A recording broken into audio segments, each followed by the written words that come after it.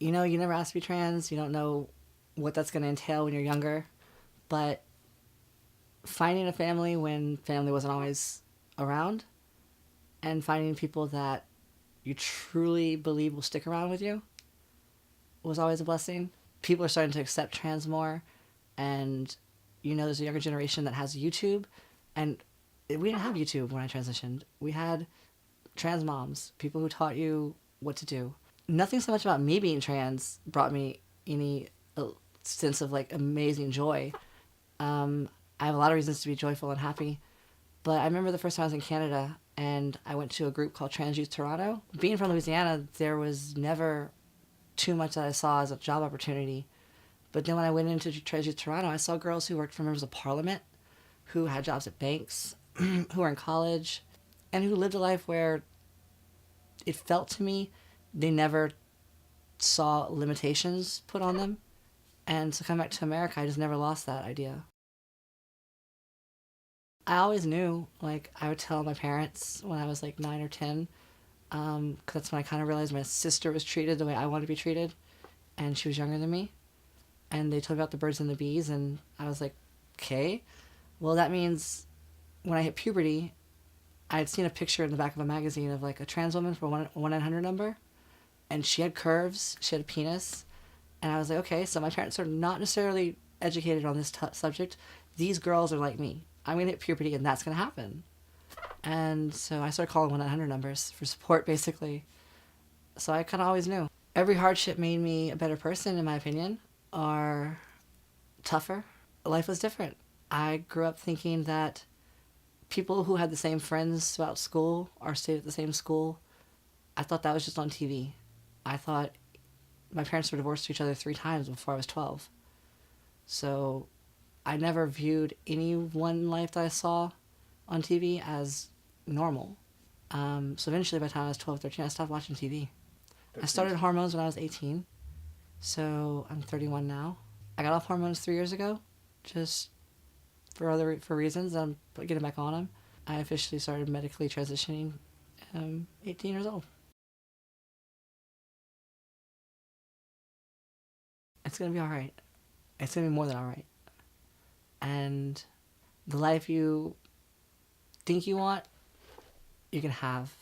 It's not going to be the life that anyone else tells you you have to have. And if they don't love you for who you are, fuck it. They're not going to be there forever. The people that are older than you that are telling you how to be, they lived a life that was different. They were scared to accept what they like or who they are or who others are. We don't have to live that way.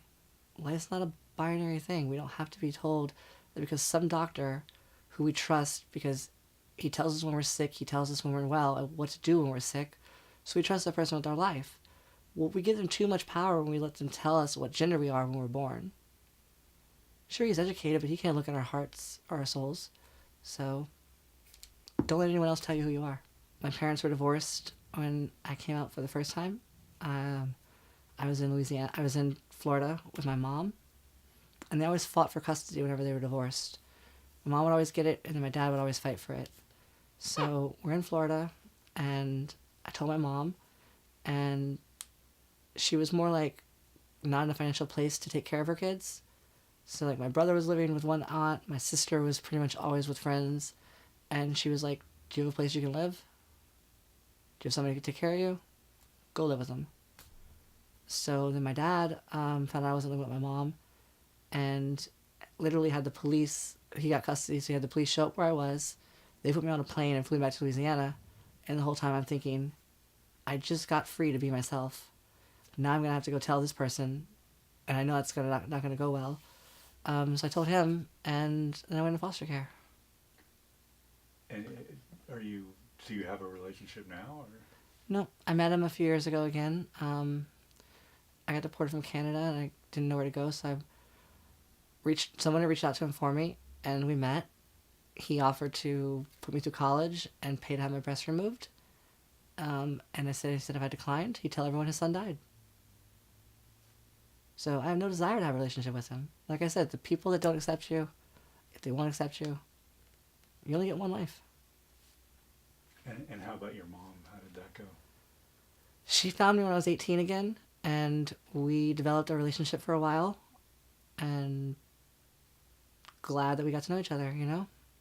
She's a different person, I'm a different person, but family's not necessarily the people that make you.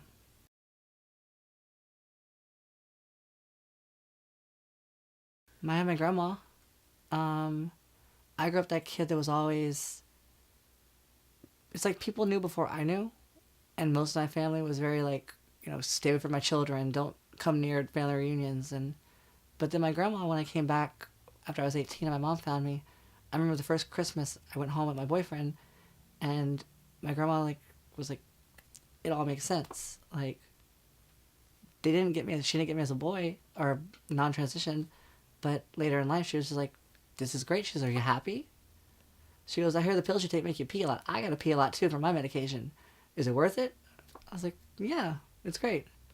Um, that was surprising, and she was there for me until she died. Like, if I went to a family event, she'd tell my siblings, like, we're Native American. These people were sacred back in the day. Y'all chose Christianity. Like, she'd remind them to shut the fuck up.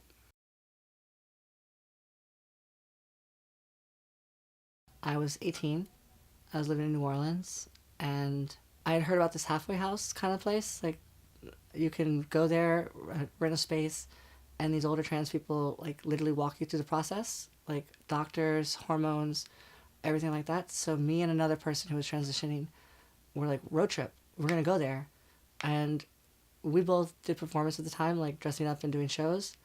So I remember one time I don't know what state we were in, but we were on the road trip up there, and we stopped at like an IHOP or a Denny's, and this person wanted to wear zebra boots and ostrich feathers out of their hair.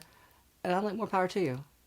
We literally got chased out, and who knows what would have happened, but like, I was scared for my life. We got in the vehicle and we got away.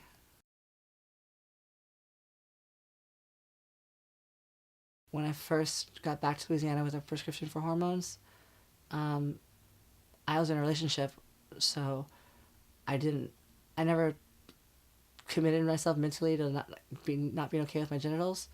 So I wanted them to still work, and doctors down there were like, if you are a woman, then you know your dose should be this. You should be basically chemically castrated. And I'm like, I don't want high doses of anything. I want to just soften things up and be me. And down there, it's like they perceived it as you basically should be preparing for a sex change.